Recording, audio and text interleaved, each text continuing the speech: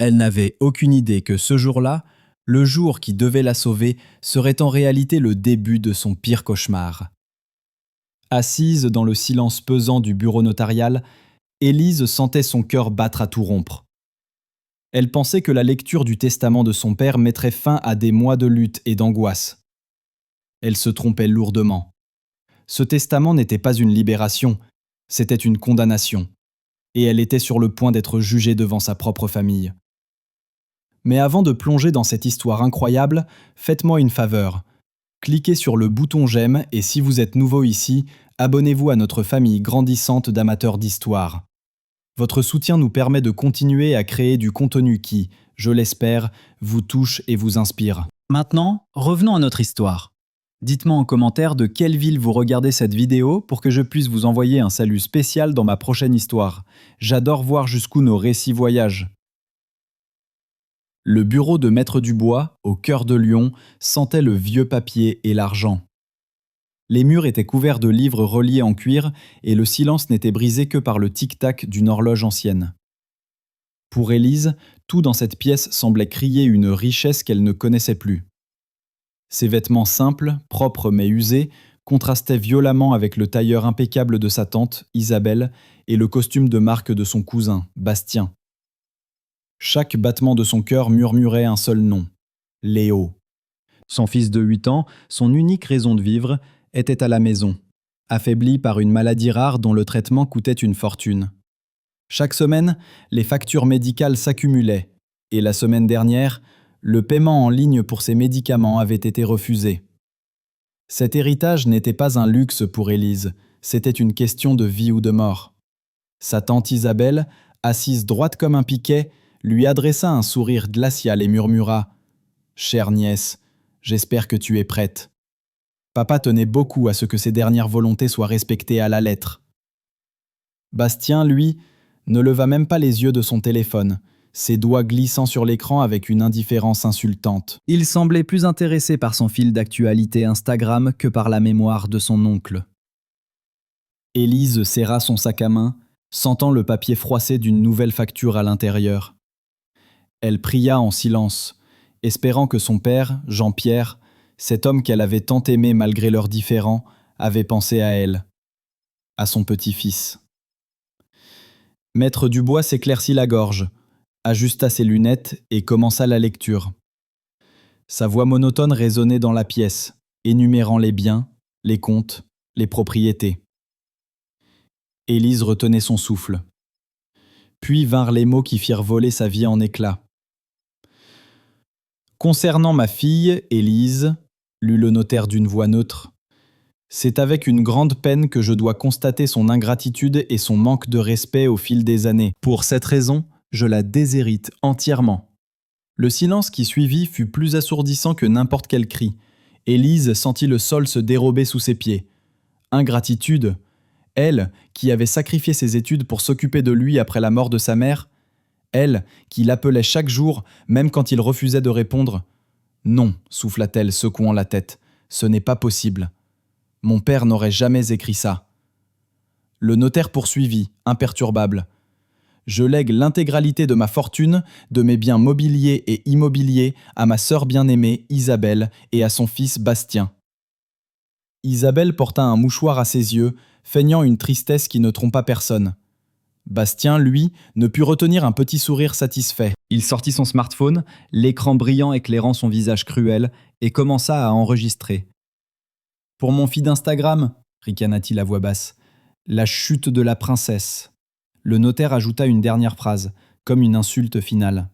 « À ma fille Élise, je ne laisse qu'un seul objet, en souvenir des temps plus heureux. Ma vieille boîte à musique en bois. » Il poussa une petite boîte usée sur la table. Elle était simple, sans valeur apparente. Le cœur brisé, les yeux remplis de larmes qu'elle refusait de verser, Élise se leva. Isabelle se leva aussi, son faux chagrin s'étant évaporé. « Maintenant, Élise, dit-elle d'une voix dure, cette maison n'est plus la tienne. Nous te demandons de récupérer tes affaires et de partir avant ce soir. » Élise la regarda, incrédule. C'était la maison où elle avait grandi. « Vous ne pouvez pas faire ça, » murmura-t-elle. « Bastien s'approcha, son téléphone toujours en train de filmer. « Oh si, on peut. Et tu sais quoi ? On va le faire. » Il la poussa doucement mais fermement vers la porte. Dehors, la pluie fine de Lyon commençait à tomber. Élise se retrouva sur le trottoir, expulsée de sa propre vie, tenant dans ses mains la petite boîte à musique comme seul vestige de son passé. Elle regarda la grande maison, les lumières qui s'allumaient, et sentit une vague de désespoir la submerger. Tout était perdu. Mais ce qu'Élise ignorait, c'est que cette simple boîte en bois, ce symbole de son humiliation, n'était pas un adieu. C'était une clé. La clé qui allait non seulement révéler une terrible trahison, mais aussi déclencher une justice que personne, et surtout pas sa tante, n'aurait pu imaginer. Car dans les dernières semaines de sa vie, son père avait compris la vérité, et il lui avait laissé bien plus qu'un héritage. Il lui avait laissé une arme. La pluie froide de Lyon s'infiltrait à travers son manteau fin, mais Élise ne la sentait à peine. Le choc l'avait laissée vide, anesthésiée. Elle marchait sans but, serrant la petite boîte à musique contre sa poitrine comme si c'était la dernière encre dans un monde qui venait de sombrer. Chaque pas la ramenait à la réalité brutale. Elle était sans abri, sans argent, et le visage de son fils malade flottait devant ses yeux. En arrivant devant la porte de son petit appartement de location, un 2 pièces modeste dans un quartier populaire, elle sentit la panique la saisir. Comment allait-elle payer le loyer le mois prochain ? Comment allait-elle acheter les médicaments de Léo ? La clé trembla dans sa main avant qu'elle ne parvienne enfin à ouvrir. Léo était assis sur le canapé, le regard fatigué, mais il lui offrit un faible sourire. « Maman, tu as l'air triste. Grand-père ne t'a rien laissé. » Élise ravala ses larmes, s'agenouilla devant lui et le serra dans ses bras. « Il m'a laissé la chose la plus précieuse, mon chéri. Un souvenir de nous. » Elle lui montra la boîte en bois, essayant de masquer la douleur dans sa voix. Pendant ce temps, de l'autre côté de la ville, dans la luxueuse villa du quartier de la Croix-Rousse, l'ambiance était à la fête. Bastien, un verre de champagne à la main, se filmait pour ses stories Instagram. « À notre nouvelle vie !» criait-il à la caméra, balayant la pièce pour montrer sa mère, Isabelle, qui trinquait avec des amis. Certains perdent, d'autres gagnent, c'est la vie. Hashtag héritage, hashtag nouveau départ, hashtag family first. Il zooma sur un portrait de son oncle Jean-Pierre, ajoutant un filtre avec des larmes de crocodile et un rire étouffé. Des dizaines de notifications de j'aime et de commentaires affluaient déjà. Isabelle, elle, était plus pragmatique. Elle envoya un SMS glacial à Élise. « J'espère que tu as compris. Je veux les clés de la maison de mon frère demain avant midi. Ne rends pas les choses plus difficiles qu'elles ne le sont déjà. Pas un mot de sympathie. Pas une once de compassion. » Pour eux, Élise n'était plus de la famille. Elle n'était qu'un problème à éliminer. Les jours suivants furent une lente descente aux enfers. Le compte en banque d'Élise affichait un solde dangereusement bas. Une notification de sa banque apparut sur son téléphone. Solde insuffisant pour le prélèvement automatique de la pharmacie. Le cœur d'Élise se serra. Les médicaments de Léo. Elle fouilla dans ses affaires, cherchant désespérément quelque chose de valeur à vendre. Elle trouva finalement un petit collier en or que sa mère lui avait offert pour ses 16 ans. Les larmes aux yeux, elle se rendit chez un prêteur sur gage et en ressortit avec quelques billets froissés, juste assez pour tenir une semaine de plus. Chaque soir, elle s'asseyait dans le silence de son appartement, la boîte à musique posée sur la table. Elle n'osait pas l'ouvrir, de peur que la mélodie ne brise le peu de force qui lui restait. Mais une nuit, alors que la toux de Léo la tenait éveillée, elle se souvint des derniers mots de son père, prononcés d'une voix faible à l'hôpital. « La vérité est dans la mélodie, ma chérie. Ne l'oublie jamais. » Intriguée, elle prit la boîte. Ses doigts tracèrent les motifs usés du bois. Elle tourna la petite manivelle et une mélodie douce et familière s'éleva, une berceuse que son père lui chantait quand elle était enfant. Les larmes coulèrent sur ses joues, mais cette fois, elles n'étaient pas seulement des larmes de chagrin, c'était autre chose, de la confusion. Pourquoi cette phrase « la vérité est dans la mélodie » ? Elle examina la boîte sous tous les angles. C'est alors qu'elle le vit. Sur le dessous, presque invisible à l'œil nu, une minuscule gravure. Ce n'était pas une lettre, ni un symbole. C'était une suite de chiffres, si fins qu'ils ressemblaient à une simple égratignure dans le bois. Son cœur se mit à battre plus vite. C'était un indice. Son père lui avait laissé un indice. Prise d'une impulsion soudaine, elle chercha le numéro de Maître Bernard, l'ancien avocat de son père, un homme de confiance qu'Isabelle avait rapidement remplacé après la mort de Jean-Pierre. Elle lui envoya un message sur WhatsApp. « Maître Bernard, c'est Élise. Je suis désolé de vous déranger, mais j'ai une question sur le testament de mon père. Quelque chose ne va pas. » La réponse arriva presque instantanément, courte et alarmante. « Élise, ne m'appelez pas. Méfiez-vous des signatures récentes, c'est tout ce que je peux dire. Soyez prudente. » Avant qu'elle ne puisse répondre, le message fut suivi d'un autre. Maître Bernard a bloqué ce contact. Le sang d'Élise se glaça dans ses veines. Bloqué. Pourquoi la bloquerait-il? Et que voulait-il dire par « méfiez-vous des signatures récentes » Son esprit s'emballa. Elle se souvint de la rapidité avec laquelle Isabelle avait pris le contrôle des affaires de son père dans ces dernières semaines. Elle se souvint des employés de longue date, loyaux à son père, qui avaient tous été licenciés sans explication. Elle se souvint du visage fermé de son père la dernière fois qu'elle l'avait vu, comme s'il voulait lui dire quelque chose mais n'en avait pas eu la force. Tout cela n'était pas une coïncidence. Ce n'était pas de l'ingratitude, c'était une conspiration. Ses mains tremblaient, mais plus de peur. C'était de la rage. Une rage froide et déterminée. Ils l'avaient trompée. Ils avaient volé l'héritage de son fils. Elle regarda de nouveau la boîte à musique, la mélodie s'étant tue. La vérité était là, à l'intérieur. Elle n'avait pas encore toutes les pièces du puzzle, mais elle tenait le premier fil, les chiffres gravés, l'avertissement de l'avocat, les souvenirs qui refaisaient surface. Tout pointait vers une terrible trahison. Elle ne savait pas encore que cette boîte contenait bien plus qu'un secret. En la retournant une dernière fois, ses doigts sentirent une infime imperfection, une légère séparation entre le fond et les parois, comme si le panneau inférieur n'était pas complètement fixé. Les larmes de chagrin s'étaient transformées en une flamme de détermination. Elle se dirigea vers la cuisine, prit un petit couteau à bout pointu et retourna à la table. Elle ne le savait pas encore, mais en glissant la lame fine dans la fente presque invisible du bois usé, elle n'ouvrait pas seulement une boîte. Elle ouvrait la porte de sa vengeance. Avec une précaution infinie, Élise glissa la pointe du couteau dans la fente à peine visible du fond de la boîte à musique. Le bois céda avec un léger craquement, révélant non pas un mécanisme musical complexe, mais un compartiment secret. Son cœur battait si fort qu'elle l'entendait dans ses oreilles. À l'intérieur, pliés avec soin, se trouvaient plusieurs documents jaunis. Le premier était une copie d'un relevé bancaire datant de quelques mois avant la mort de son père.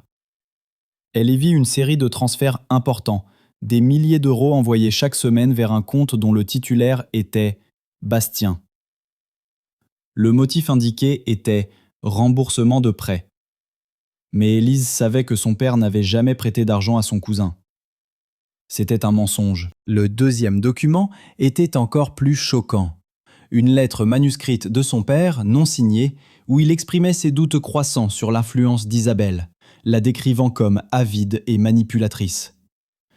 Il écrivait qu'il craignait pour sa sécurité et qu'il avait l'intention de modifier son testament pour tout léguer à Élise et à son petit-fils. Une vague de froid et de colère traversa Élise. Ce n'était plus une suspicion, c'était une certitude. Sa tante et son cousin avaient méthodiquement pillé son père, puis l'avaient isolé pour le forcer à changer son testament. L'avertissement de l'avocat, « Méfiez-vous des signatures récentes », prenait tout son sens. La signature sur le testament qu'elle avait entendu lire était probablement fausse ou obtenue sous la contrainte. Elle replia soigneusement les documents, les cacha dans un endroit sûr et sentit une nouvelle force l'envahir. Le chagrin laissait place à une détermination glaciale. Elle n'allait pas seulement survivre, elle allait se battre.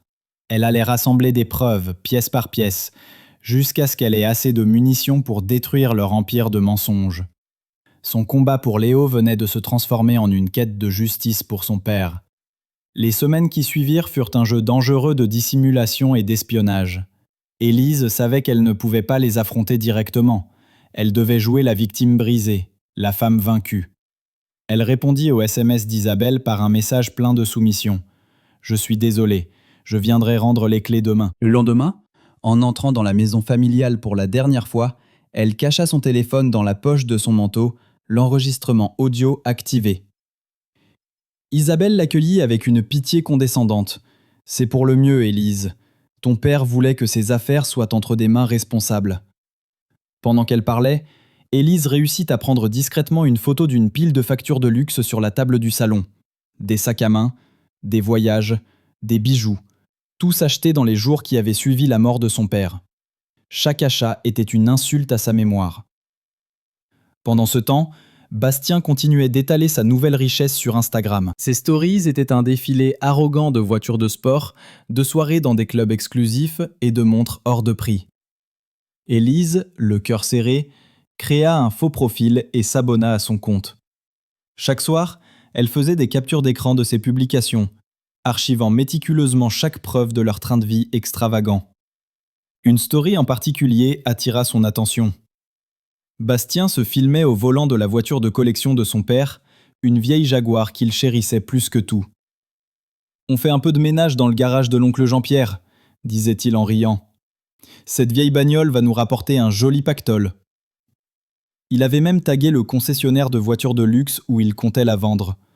Pour Élise, c'était comme un coup de poignard. Cette voiture était le dernier lien tangible avec les souvenirs heureux de son enfance.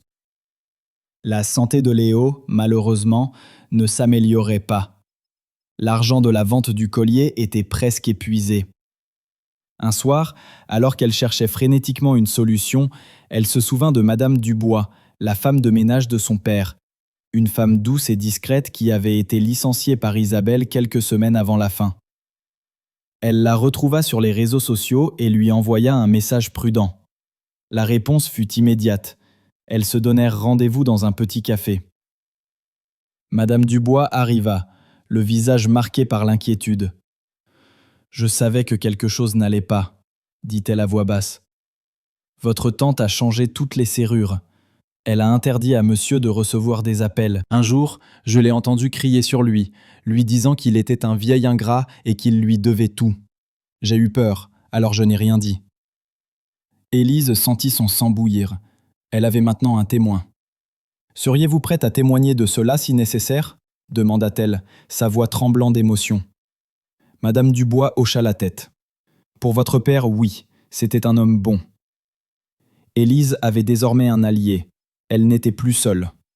De retour chez elle, elle rassembla toutes ses preuves, les relevés bancaires, la lettre de son père, les captures d'écran d'Instagram, l'enregistrement audio de la voix d'Isabelle et maintenant le témoignage de Madame Dubois. C'était un début, mais elle sentait qu'il lui manquait encore la pièce maîtresse, la preuve irréfutable qui ferait s'effondrer leur château de cartes.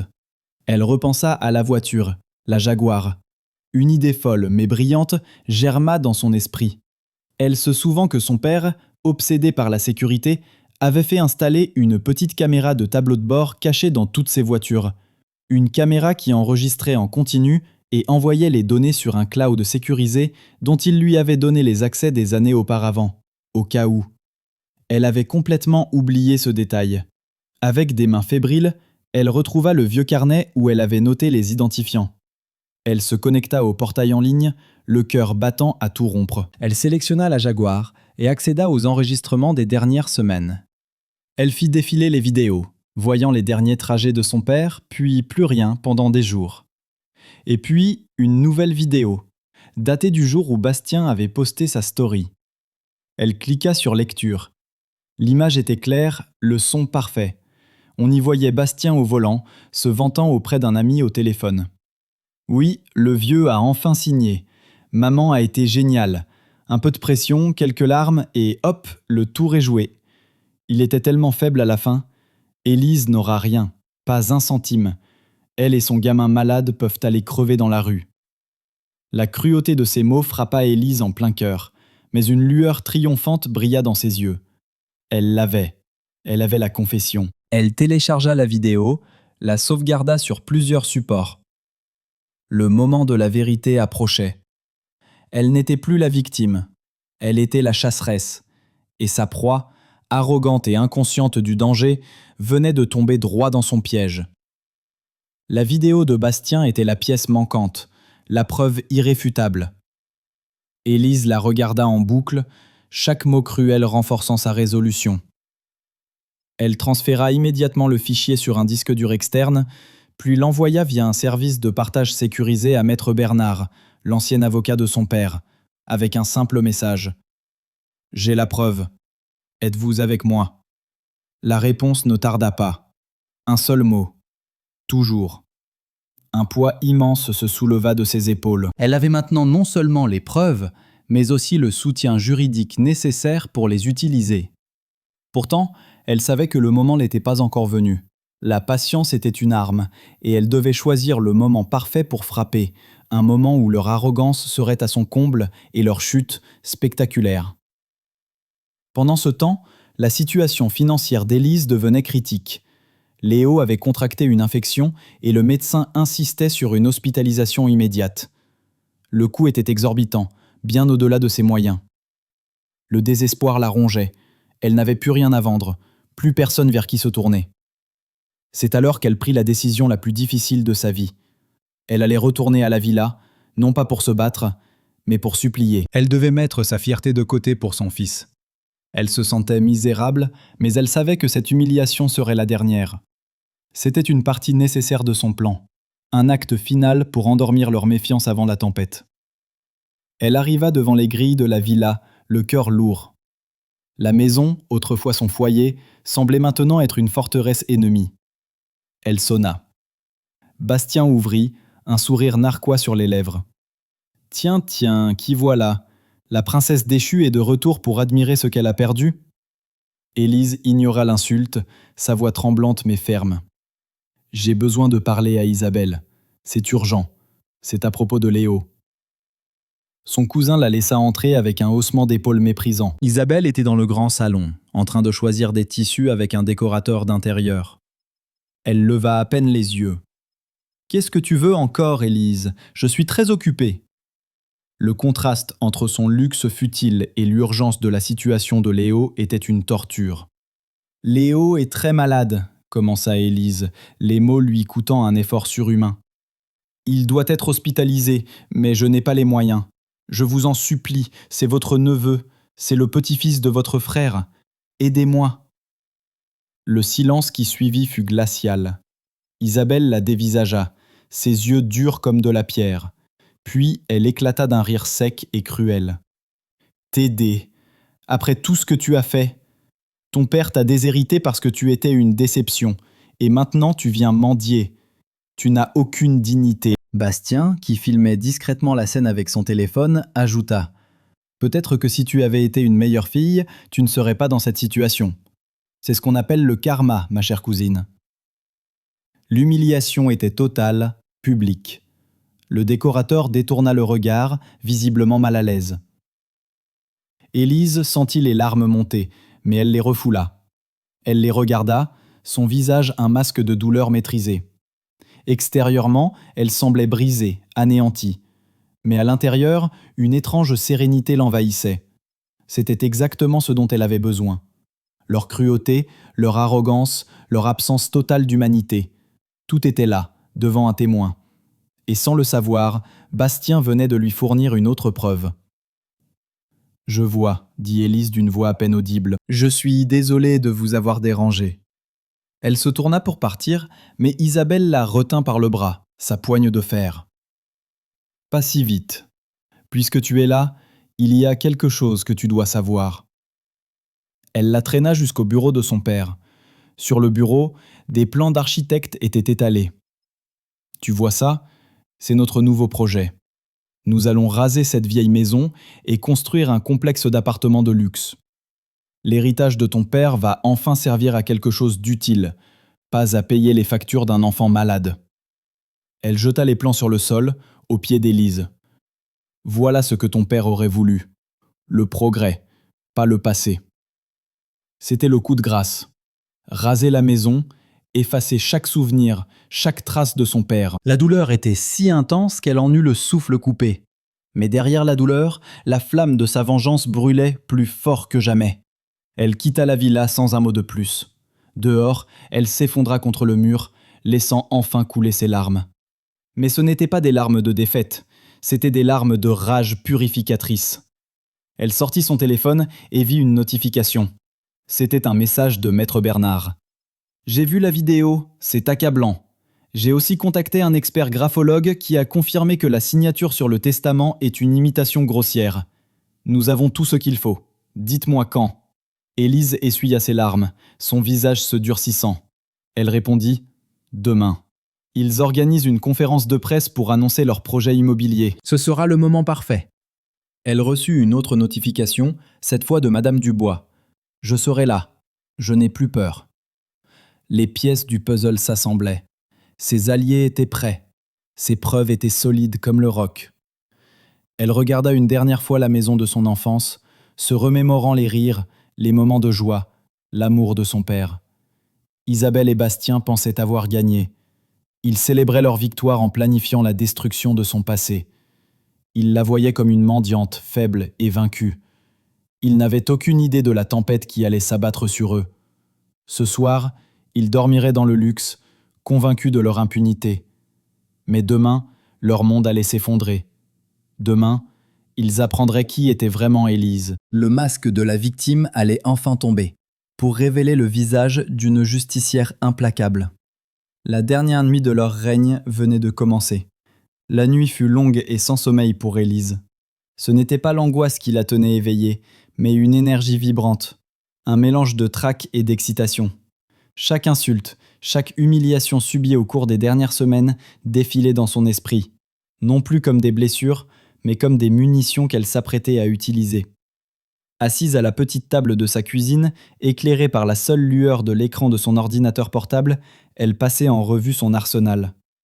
Le dossier numérique, intitulé « Justice pour Jean-Pierre », était méticuleusement organisé. Il y avait le sous-dossier financier, contenant les relevés bancaires prouvant les transferts d'argent à Bastien. Le sous-dossier témoignage, avec l'enregistrement audio de la voix d'Isabelle et une déclaration écrite et signée de Madame Dubois. Et enfin, le sous-dossier confession, qui contenait la vidéo accablante de la Jaguar. Tout était là, sauvegardé sur le cloud, sur un disque dur et sur une clé USB qu'elle gardait précieusement dans sa poche. Pendant qu'Élise préparait la chute de leur empire, Isabelle et Bastien, eux, en célébraient l'apogée. Dans la villa familiale, ils finalisaient les détails de la conférence de presse du lendemain. Pour eux, cet événement n'était pas seulement l'annonce d'un projet immobilier. C'était la consécration de leur victoire, l'affirmation publique de leur nouveau statut. Bastien, plus arrogant que jamais, était en direct sur Instagram. « Grosse journée demain les amis. On annonce un projet qui va changer la face de Lyon. Restez connectés, ça va être épique. » Il se filmait en train de sabrer une bouteille de champagne, le liquide doré se déversant sur les plans d'architecte. Isabelle, à côté de lui, souriait avec satisfaction. Elle venait de recevoir un appel de leur banquier confirmant le déblocage d'une première tranche de l'héritage pour lancer le projet. « Tout se passe comme prévu », dit-elle à son fils. « Demain, après la conférence, nous signerons les contrats finaux. Élise ne sera plus qu'un lointain et mauvais souvenir. » Leur confiance était absolue, leur mépris pour Élise sans limite. Ils ne se doutaient pas une seconde qu'ils étaient les architectes de leur propre destruction. De son côté, Élise coordonnait ses forces via une conversation de groupe sécurisée sur WhatsApp. Maître Bernard confirma. « J'ai préparé les injonctions. Dès que vous me donnerez le signal, je les transmets au juge. L'expert graphologue est prêt à témoigner sous serment. » Un autre message arriva, d'une journaliste d'investigation que l'avocat avait contactée. « Dossier reçu. C'est une bombe. Mon équipe sera sur place avec des caméras. Nous diffuserons en direct sur notre site web. Le monde entier saura la vérité. » Enfin, Madame Dubois envoya un simple pouce levé, un signe de sa détermination silencieuse. Élise regarda les messages, sentant la puissance de cette alliance forgée dans le secret. Elle n'était plus seule contre eux. Elle était à la tête d'une petite armée, prête à rétablir la justice. Elle pensa à Léo, endormi dans la chambre voisine. Pour la première fois depuis des mois, elle ne s'inquiétait pas pour son avenir. Elle savait que demain, tout allait changer. Le plan était simple mais audacieux. La conférence de presse était prévue à 11h dans le grand salon de la villa. Isabelle et Bastien avaient invité toute la presse locale, des influenceurs et des investisseurs potentiels. Ils avaient installé un grand écran derrière le podium pour projeter les images de leur futur complexe immobilier. Cet écran allait devenir leur pire cauchemar. Maître Bernard avait réussi, via un contact, à obtenir un accès discret au système audiovisuel de la salle. Au moment crucial, au lieu des plans d'architecte, l'écran diffuserait la vidéo de la Jaguar, la confession de Bastien dans toute sa cruauté. La journaliste et son équipe se feraient passer pour des reporters d'un magazine d'architecture, leur caméra prête à capturer la réaction de la salle. Madame Dubois, elle, serait assise dans le public, prête à se lever et à corroborer les faits. Alors que l'aube pointait à l'horizon, colorant le ciel de Lyon de teintes roses et oranges, Élise sentit une paix profonde l'envahir. Elle prit une vieille photo de son père, une photo d'eux deux souriant lors d'une fête de famille. « Je vais le faire pour toi, papa », murmura-t-elle. « Ils ne saliront plus ta mémoire. » Elle s'habilla avec soin, choisissant une tenue simple mais digne. Elle n'était plus la femme brisée qui avait été expulsée de cette maison. Elle était la fille de Jean-Pierre, et elle venait réclamer ce qui lui était dû. Avant de partir, elle reçut un dernier SMS d'Isabelle, un dernier coup de poignard empoisonné. « J'espère que tu ne comptes pas te montrer demain. Ta présence ne ferait que nous embarrasser. Accepte ta défaite avec un peu de grâce. » Ironiquement, ce message fut la dernière goutte de carburant dont sa détermination avait besoin. Elle répondit simplement « Ne t'inquiète pas, je ne vous manquerai pas. » En arrivant près de la villa, elle ne s'approcha pas. Elle se gara dans une rue voisine, son rôle n'étant pas d'être sur le devant de la scène, mais d'être le chef d'orchestre de cette symphonie de la justice. Elle vit les invités arriver, les journalistes installer leurs caméras. Isabelle et Bastien accueillirent tout le monde avec de grands sourires, jouant parfaitement leur rôle de philanthrope visionnaire. Depuis son téléphone, elle pouvait voir le flux en direct de la caméra de la journaliste. Elle voyait Maître Bernard prendre place discrètement au fond de la salle. Elle voyait Madame Dubois, le visage pâle mais résolu, s'asseoir au premier rang. Tout était en place. Elle ouvrit la conversation de groupe et tapa un dernier message à son équipe. « Tout le monde est prêt ? C'est le moment. » Les réponses positives affluèrent. Elle prit une profonde inspiration. Dans quelques minutes, le monde d'Isabelle et de Bastien, construit sur le mensonge, la cupidité et la trahison, allait s'écrouler en direct, devant des dizaines de témoins et des milliers de spectateurs en ligne. Il était temps de montrer la vérité au monde entier. À l'intérieur de la villa, l'atmosphère était électrique, mais d'une excitation feinte et superficielle. Isabelle, resplendissante dans un tailleur blanc immaculé, monta sur le podium, son sourire brillant sous les flashs des photographes. Bastien se tenait à ses côtés, l'air suffisant, vérifiant une dernière fois son reflet dans l'écran noir de son téléphone. Depuis sa voiture, Élise suivait chaque seconde en direct sur son propre écran, son doigt planant au-dessus du bouton « Envoyer » dans sa conversation de groupe. Le signal. Isabelle prit le micro, sa voix emplissant le salon luxueux. « Mesdames et messieurs, chers amis, investisseurs, c'est avec une immense émotion que nous vous accueillons aujourd'hui dans la maison de mon regretté frère, Jean-Pierre.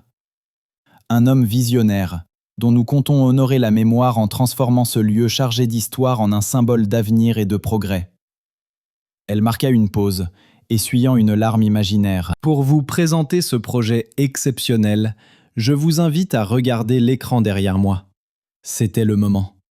Le cœur d'Élise battait à tout rompre. Elle appuya sur « Envoyer ». Sur le podium, Isabelle fit un geste théâtral vers l'écran géant. Mais au lieu des images de synthèse d'un complexe immobilier luxueux, l'écran s'illumina du tableau de bord d'une Jaguar. Un silence perplexe parcourut la salle. Isabelle fronça les sourcils, se tournant vers Bastien, qui haussa les épaules, l'air confus. Puis, la voix de Bastien, claire et nette, emplit la pièce. Oui, le vieux a enfin signé. Maman a été géniale.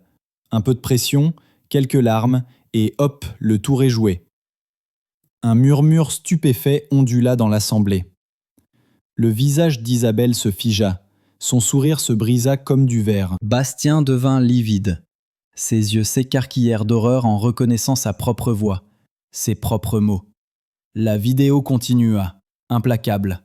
Il était tellement faible à la fin. Élise n'aura rien, pas un centime. Elle et son gamin malade peuvent aller crever dans la rue. Un cri d'indignation étouffé s'éleva du public.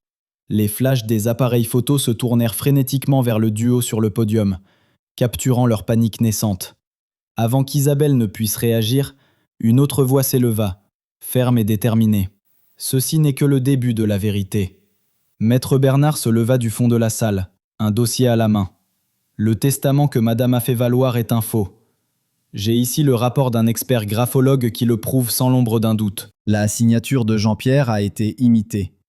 Il projeta le rapport sur l'écran, juste à côté de la vidéo qui tournait en boucle.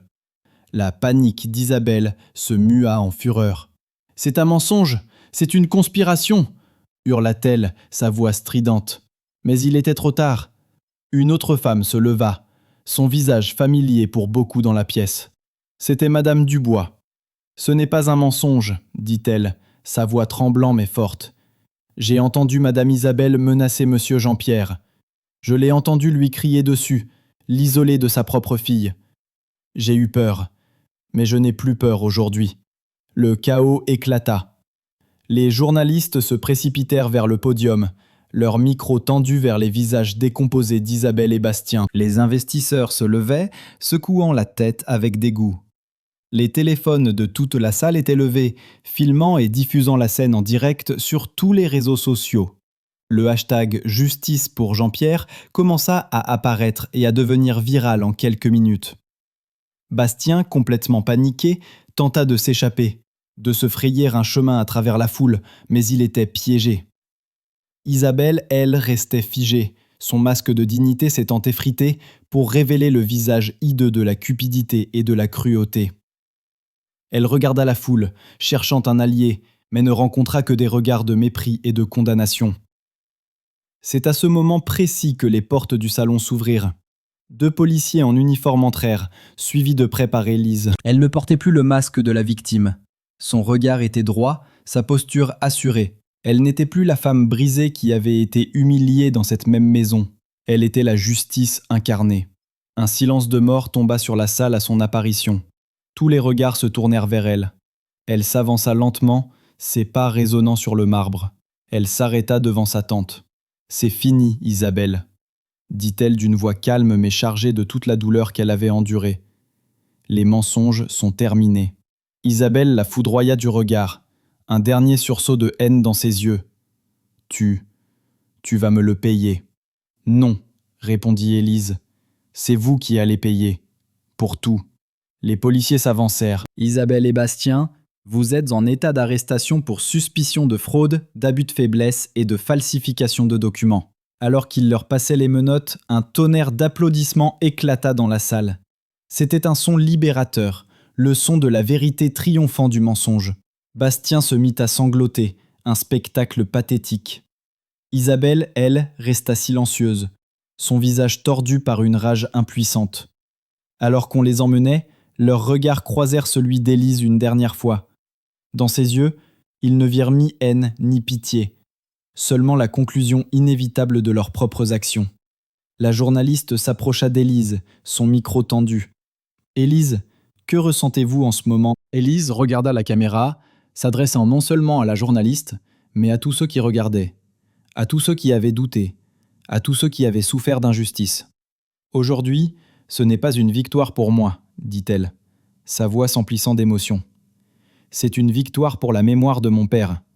C'est la preuve que la vérité, même lorsqu'elle est enterrée sous des couches de mensonges, finit toujours par trouver son chemin vers la lumière.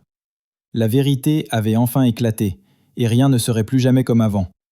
Leur monde s'était effondré en direct, et pour Élise et Léo, un nouveau chapitre, un chapitre de justice et d'espoir, venait enfin de commencer. L'effondrement de l'empire d'Isabelle et Bastien fut aussi rapide et brutal que leur ascension avait été cruelle. La vidéo de la conférence de presse devint virale en quelques heures, accumulant des millions de vues à travers le monde. Le hashtag « Justice pour Jean-Pierre » resta en tête des tendances pendant des semaines. Le procès qui suivit fut un événement médiatique national. Les preuves présentées par Maître Bernard étaient irréfutables. les relevés bancaires, la confession de Bastien, le témoignage poignant de Madame Dubois et, surtout, le rapport de l'expert graphologue qui anéantit toute crédibilité du faux testament.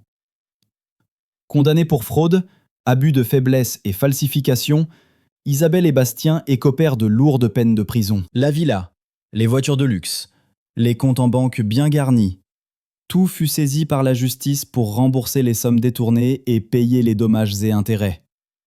Leur chute fut totale. Un spectacle public de la justice en action qui servit d'avertissement à tous ceux qui pensaient pouvoir agir en toute impunité. Pour Élise, la vie reprit son cours, mais sur une trajectoire radicalement différente. Le véritable testament de son père fut validé par le tribunal, lui restituant l'intégralité de sa fortune. Mais l'argent n'était qu'un détail. Le plus important était la réhabilitation de la mémoire de son père et la sécurité de son fils. Avec les fonds Nicely, Léo put recevoir les meilleurs soins possibles. Aujourd'hui, 3 ans plus tard, il est un jeune garçon plein d'énergie, courant dans le jardin de la villa qui n'a pas été rasée. Au lieu d'un complexe d'appartements de luxe, Élise a transformé la maison de son enfance en quelque chose de bien plus précieux. La Fondation Jean-Pierre.